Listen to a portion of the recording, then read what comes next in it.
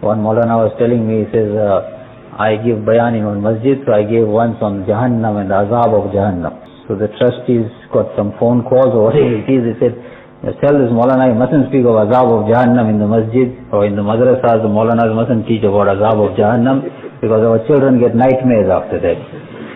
So indeed, we are saying also that give the children more about Jannat and don't frighten them too much about snakes and scorpions and fire.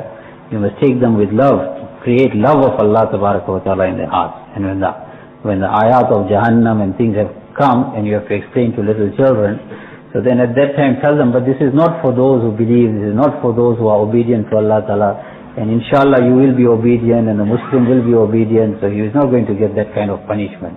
So you don't have to get frightened that these scorpions will bite you, because you're not going to be disobedient to Allah, will you? The child will say, no, I won't. So it is just how you put it across. But we can't say that now let's take off all those chapters of Jahannam from the Quran Sharif and from the Hadith Sharif. The government threatens us all the time that nobody worries. The receiver of revenue says if you don't pay tax, you'll go to jail. So that nobody says. Receiver of revenue mustn't threaten, because you don't get sleep after that. You get nightmare. And all the government regulations, if you don't do this, so much fine. If you don't do this, you go to jail. If you don't do this, you go to prison.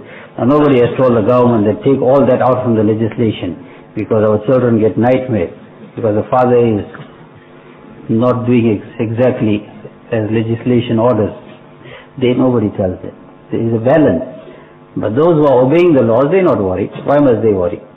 So in the same way, those who are going to be obedient to Allah Ta'ala and His Rasul Sallallahu Alaihi Wasallam, there is no worry and concern.